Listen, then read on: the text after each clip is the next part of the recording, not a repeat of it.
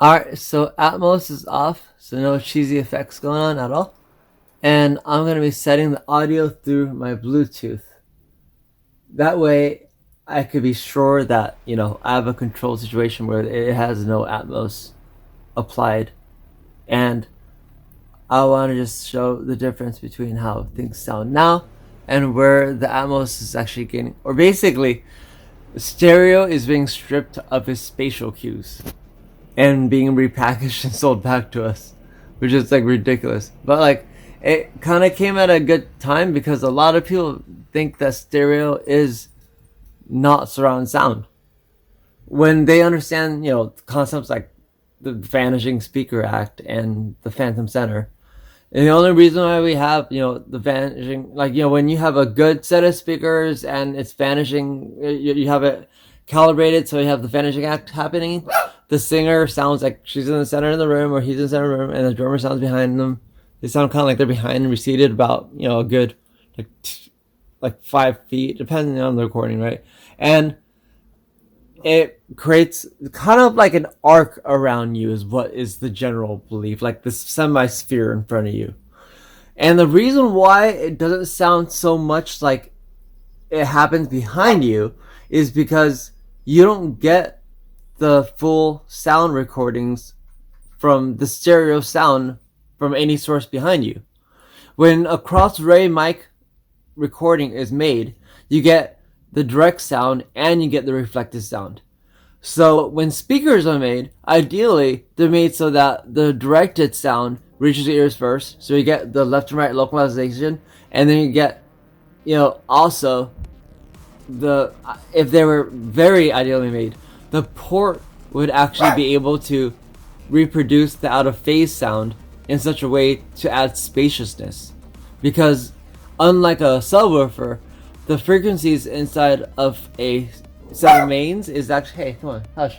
The speaker inside a set of mains is actually smaller than a subwoofer. So it can actually simulate pretty much like a little mini cathedral setup or acoustics.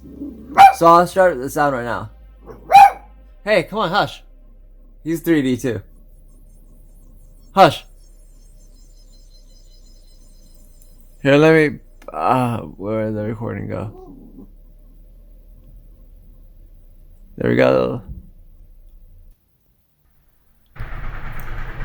Alright, so basically, this is, I got something going on that I've been playing with called dark noise, which is a way of overriding the sound of the room, essentially, and bringing back the sound of the actual, like the sound you would hear all around you in the club, which is actually really the source of omnidirectional, stereophonic sound. So when you are able to locate, not just lefting it, it's like when you listen to a singer on stage, they're all performers on stage, they're all technically monophonic, or a person singing in a tonal, they're all monophonic, but you can still, figure out how far they are from you. You can still figure out where they're even moving as they're walking around and dancing or something, because you are able to hear them, and then you'll hear a trailing resonance from the ambience, right? So that is the out of phase sound that is always captured in the cross-array mic array anyway. So I actually have the dark, I call it dark sound, like dark noise, because there's no such thing as silence in sound. So it's basically like the lowest volume you can have, the blackest, when everything are supposed to be silent, but it's still coming out of your speaker.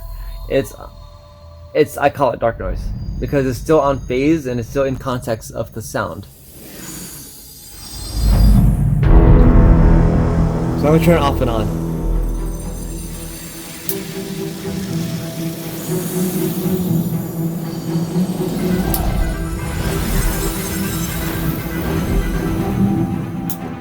So I'm gonna do what's it called? I'm actually gonna do what's it called in binaural recording, so that way it'll be a lot easier to hear.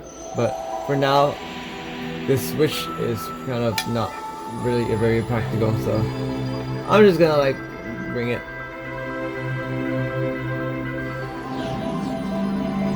So I'll do this when it's on, and this when it's off. So it's on right now.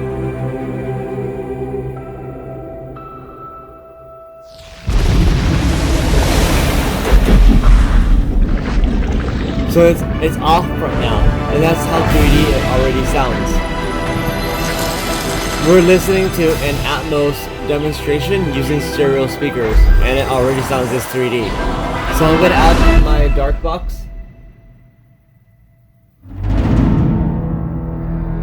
Right now.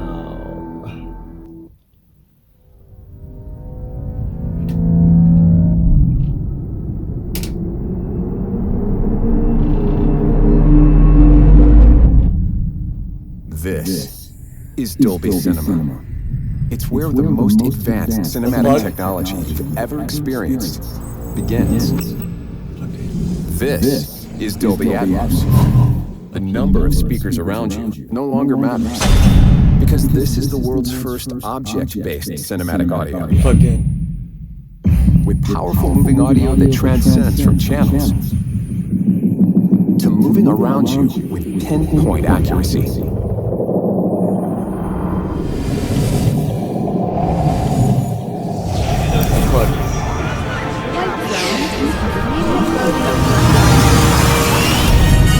Whether the soundscape fits the mood of a scene,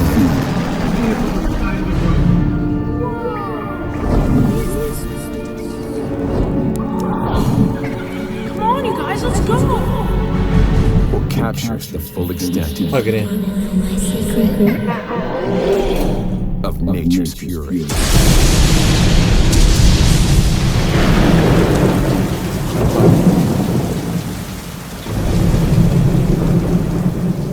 And remember this? It's just the beginning of Dolby Vision. Because what you thought was black Plug in. isn't. This is black. This is contrast that reveals details deeper than any image you've seen on a screen. This is luminance that means the difference between white and pure energy. Energy that is about to reveal an entire universe of color you've never experienced in the cinema. Unplug.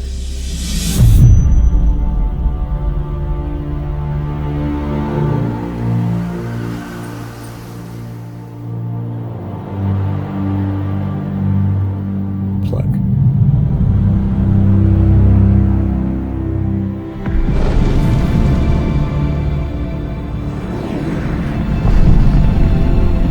Plug.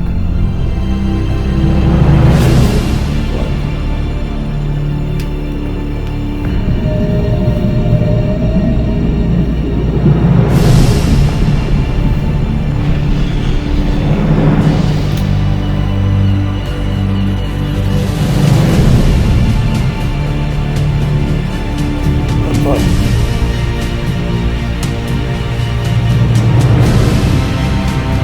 Now I'm just gonna actually like take it on and off and on and off.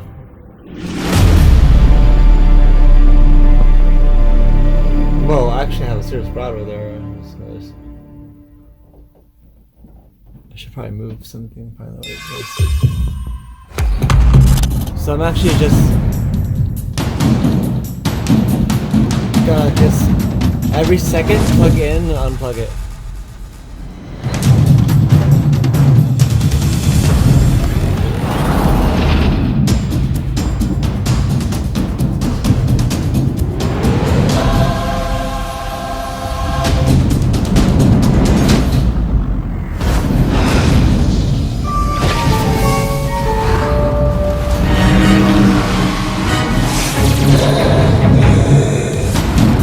I'm stopping now. Move it on.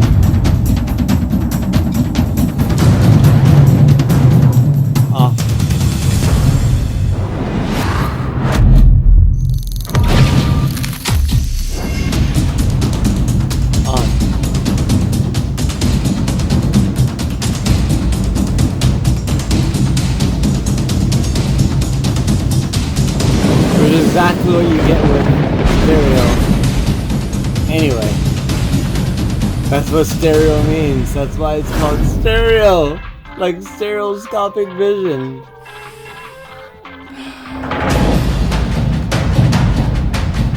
That's why we have the word binaural.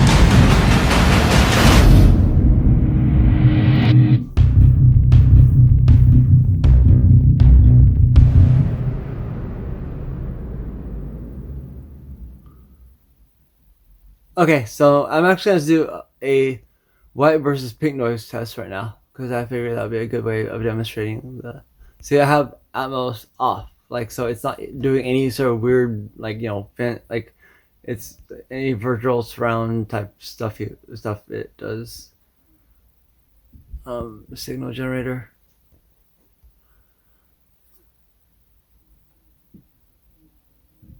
Noise.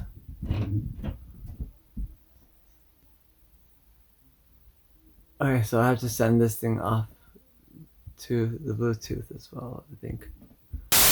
No, it's good. Okay. So you can hear a lot easier if I unplug it now.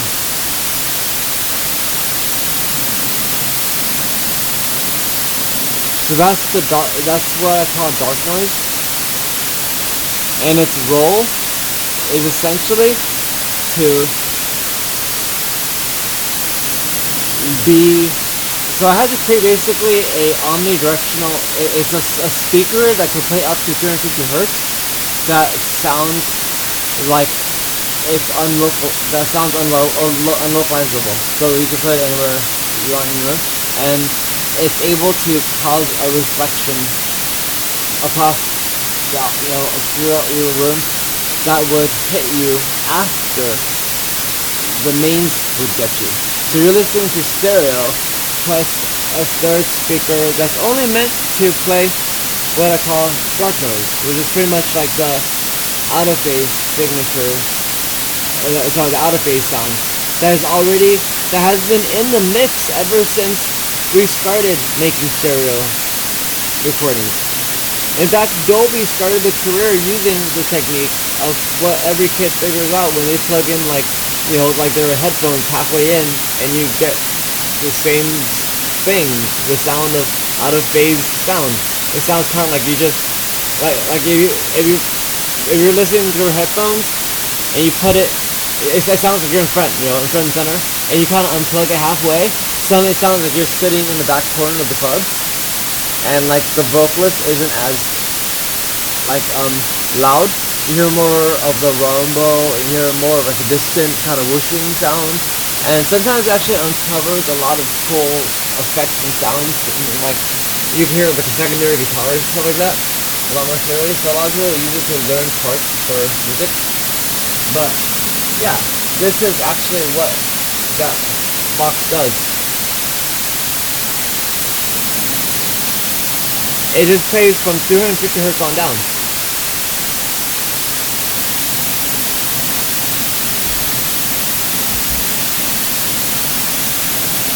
But what's interesting is that it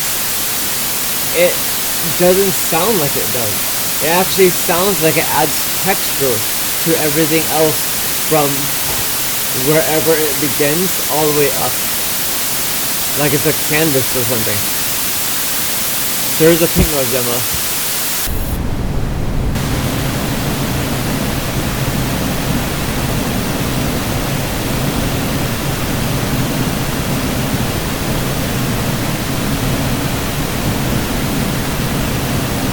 So yeah, basically it's just a way of making it so that the same way that we hear the half-low effect or a void pipe would have it so that the out of phase sound using that parabola it has ends up coming out sounding like the out of phase sound of the cross-mic array that is capturing, and it comes out basically lagging behind what would be directly radiating into your ears.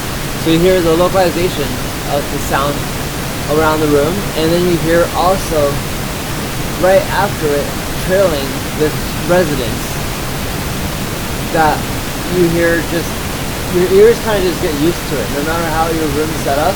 your ears will just kind of get used to the sound. Just like the way that no matter what venue you go to, you kind of just, you hear your favorite artist, you hear their voice. It doesn't change like the overall tonality of the voice that much. People do actually, do slapback test and then snap and test to see like, or they use PAs and stuff like that to make sure that they actually do stay on beat and play according to each other versus hearing the back wall. But yeah, it's essentially the same way as being in front or in the middle and then hearing the person in front of you singing, whether it's like Johnny Cash or Lady Johnny Cash or whatever, and you would hear him directly, and then you would also hear the sound of his performance right after surround you, and that reinforces the sound of his 3D image. He is not two sources of sound panning left and right. That's not what stereo sound is. So a person playing guitar is not two speakers. It's not a person panning left and right. It's a person that is a singular sound source, like some people call it like a single point sound source, in the middle of a field, essentially, a sound field, soundscape. And we call that ambience, right? It's like when a person sings like in a tunnel, for instance, they're using the tunnel to create an ambience. It creates a resonance, a reverb, and it kind of makes them sound like they have, it makes their voice sound fuller, and it amplifies their voice the same way a port does, right? But it doesn't only amplify, just like I was saying before, when the frequencies are actually smaller than the actual port, it doesn't only give you a port boost, it also gives you spatial cues. And it also it has the ability to actually make it sound better. Like, so a person singing inside of a tunnel actually sounds better because they get the reverb and the resonance, and they sound amplified, and they are able to, like just sing as if they're using like an actual reverb or like setup, even though it's all in analog. The tunnel is just a gigantic analog semi-tube, which therefore acts like a mirrored tube, which is a tube. And a tube carries sound, one to one, right? So, when you're listening to him, no matter how far you are in the tunnel, you'll start hearing more and more of him the closer you get, and less of him the farther you get. But no matter what, you'll always hear the sound of the tunnel. And that's the difference. That's how you know how far you are away from him, and that's how you are able to localize him. It's not because he himself is two speakers or two sources of sound. So yeah, what is interesting now is that we're getting this situation here where, because of things like Bose and basically speakers that like don't do the vanishing act, like Bose did this thing where they realized that people use their kitchen stereos or their alarm clocks in ways where stereo doesn't really matter. So they just pretty much use like a two-way radio, flipped on its side, so that has a port and it has an actual woofer and a tweeter. So they found that one, stereo monitor just flips on its side, and then you put like a CD player in it or something like that. So it looks like a stereo speaker. Actually sounds better because you're just wandering around the room. So it sounds fine, right? And then they call that like, the waveguide room, They had a great TV commercial where it was like, wow, we would learn how to compress the sound of a whole entire stadium into like a box. But that's just literally called having a port, or having, that's why speakers aren't open baffle. But that's also why speakers that are open baffle have to be placed somewhere towards the center of the room, around like the 2/5 area, so that you don't create any standing waves. But people will swear that those sound more like real life sound than anything, but they're just really impractical, because you don't want to have something that just sits at the weird 2/5 mark of your room at all times, I guess. And usually they have to be really, really big, because it has to be able to block its front and its back wave. So what cabinets do is they block the front and the back wave by completely sealing and isolating it. But then the cabinet itself has either a ported, usually they're ported, like or they use ABRs. But I personally prefer ported for me. So anyway, like the port is designed to fire off a sound that would be pretty much the out of phase sound and not disrupt the sound that is coming from the front, but add this kind of spaciousness while adding a mid-bass, not mid-bass, but like some sort of a bump anywhere between 50 hertz and 120 hertz sometimes, it just depends. And a lot of speakers don't do that at all, actually. A lot of speakers don't even use the port to boost the speaker, to boost the bass at all. They just use it to add spaciousness, which is what these speakers that are using right now are doing. These are the 2001 FEs, and they actually don't use the port for bass boosting. I could actually like completely cover the port, and it doesn't actually reduce the sound of the low end at all. In fact, here's the sound of the port, and here's the sound of the front. But yeah, so just look out for like how there seems to be a lot of stuff going on where they're taking away stuff that we already have that we don't notice, and then selling it back to us after we forget that we already had it. So it's like really weird. So like I've seen music where they actually take away the 3D spatial cues, and then they'll sell back the normal version as if it's like an Atmos mix or something like that, when it's literally just the same thing, but usually with the out of phase mix, what I call dark noise, kind of just like heightens up a bit more to exaggerate it a bit more. And that's why you have the Atmos button on like your phone, so you could like either exaggerate it or desaturate it, or just like remove it. But no matter what, when you get the Atmos version, you're getting just a normal stereophonic version, which already has the Hafler effect built in, or it has the out of phase sound, and it is already capable of doing what basically was the foundation of Dolby to begin with, which was they just used the Hafler effect and put one speaker usually behind you and filled in the surround sound scape of your room by balancing it out.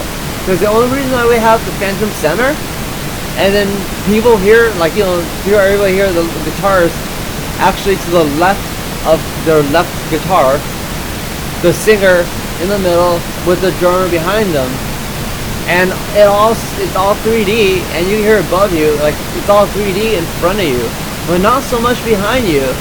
It's just because all the sound is coming from the front of you. But if you take the same monophonic sound and put it behind you, then you end up completing the whole entire sound of the ambience, and it becomes even. So then your ears are able to localize all the sound in complete 3D spatial sound above and below you. Not usually below you, don't usually do that as often, but yeah, with the use of just two speakers that are actually properly, aimed at you. Like you have to actually lock them in. It's just like with stereophonic movies, you can't have the TV crooked, you can't have the glasses crooked, you can't have one TV, you can't have the screen where it's tilted backward, like one side. The speakers should actually be optimized in their position. They should be pointed, like toed back, raked in like the same angle and matched to the same seriousness as would take stereo 3D to snap into focus. And what's interesting is if you go back and grab your Nintendo 3DS, that thing actually had 3D sound, just using 2 speakers. And if you remember how it worked, you had to actually put your eyes like, you know, in the center of the screen properly, so it would actually snap into 3D. And they used that to allow for it to actually play 3D spatial sound to the point where you can play it Ocarina of Time and hear like all the Zelda uses a lot of spatial cues to solve riddles and stuff like that, or just to evade, like, you know, the rolling rock, for instance. Like, is the rolling rock coming from behind you? Is it coming from in front of you? Is it going to turn the corner? Wherever. It is all based off of spatial sound, right?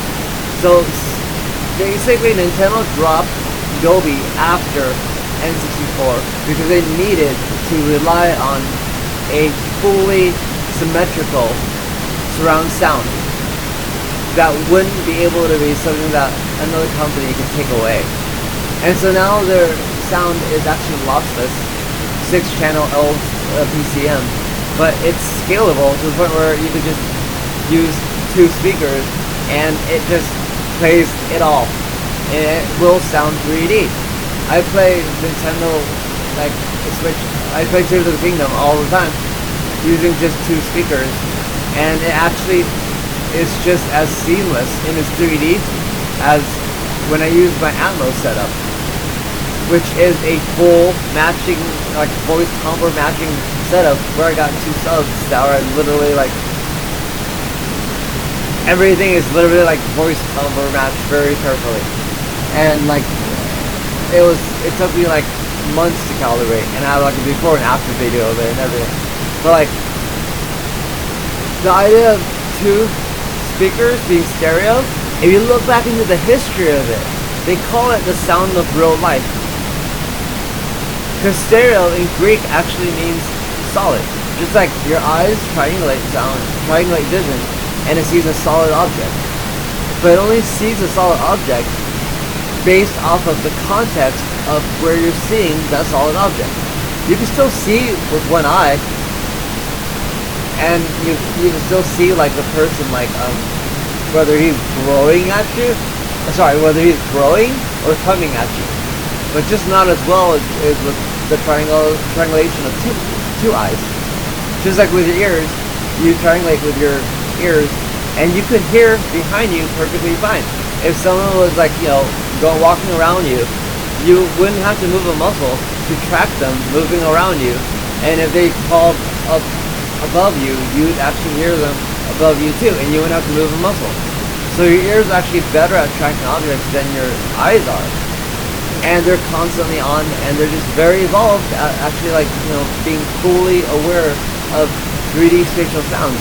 That's why your ears are the only ones capable of like locking into just one thing, like so well. Like you can listen to like one instrument throughout an entire song, and then just listen to just only the hi-hat for an entire song, and then listen to only the vocalist for an entire song. Yeah, like when you don't have to move a single muscle. Whereas your eyes, you have to like, you know, you have to like look around to see what's going on. So your ears are capable of hearing 3D sound without the need for anything other than a reversal of the cross mic array configuration that we've always had. Because the cross mic array configuration we've always had has always recorded directionally as a V shape that would then also record the background sound as the out-of-phase audio. And then what's essentially happening when you have 2 speakers is that process is happening in reverse. It's as if the cross mic array is blasting the walls with out-of-phase sound, and then the front 2 mics that are crossed are firing beams of sound at your speakers and reproducing basically what would have what you would have heard if you were standing in the same place. But instead of doing that, that would be impractical because you have to be there. We use AC. We send the sound through the back of the speakers, and it does the same thing. But you still hear the out of phase sound in the recording, and that's how you're able to get things like the vanishing act. That's why mains, when you have your stereo sound well done, you can actually hear like the space between the singer. You hear the size of the singer, you hear the distance they are from you, and the space between them and the guitarist and the drummer on all dimensions. Like usually everyone recommends that, like, if you have it right, that the music should be behind your speakers, and I found that to be usually true. But the whole concept of the phantom image, the phantom center image, where you could actually hear like a voice floating in the middle, no matter what, is the reproduction of 3D stereo sound. It's just biased towards the front of the room because that's where the speakers are. And you can actually restore the full 3D sound if you wanted to, using the Hassler effect or using other effects. I'm working on something on my own. This is like the 5th rendition of my dark noise box. If you want me to link like the 5 videos that I did. But what's really funny is that Nintendo is now using the same technique, and I was like really shocked to see them do it. Like, they're actually using the same like concept as what I was working on, and so like it's pretty cool. So now the new Nintendo actually is able to play 3D sound in handheld mode, whereas the original Nintendo Switch didn't have the capability of playing 3D sound. And I'm thinking it just had to do with like saving on processing, because people don't realize how much sound actually matters. So when they were complaining about like Bluetooth and stuff like that, Nintendo takes sound so seriously. And if you're playing Breath of the Wild right now, like, I could jump from the sky, and like right when I hit the first blade of grass, I instinctively hover, just from sound alone. I'm like Pavlovian,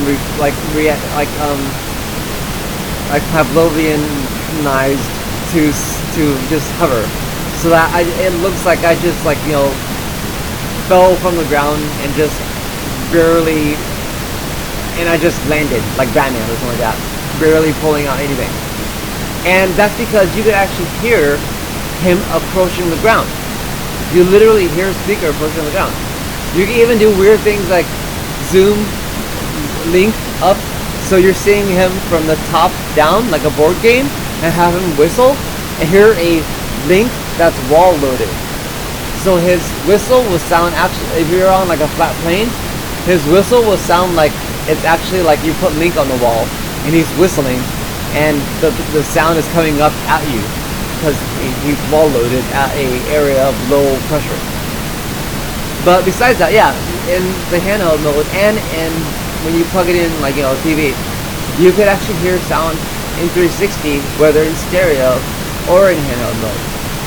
And the trick is, if you've been following my mid-bass module / dark noise series, is the same exact trick. And it's actually really cool to start using it, because I was actually like begging companies to like just do it, just add that as a feature at least, because who the hell uses Dolby upmixing? And adding that as a feature would just be so much better, and everyone would use it and benefit from it, and also everyone would understand that 3D, that stereo sound is supposed to be 3D. And that's pretty much the whole point of the video, to remind you that that stereo sound has always been stereo. Keyword stereo, like stereophonic, stereovision, stereophonic, stereo sound. Not binaural, not biphonic. Stereo. Because the word stereo actually just means solid, as in holographic, in new age terms. So if they keep taking away the out of phase sound and planning everything to just left to right panning, it's gonna be really lame,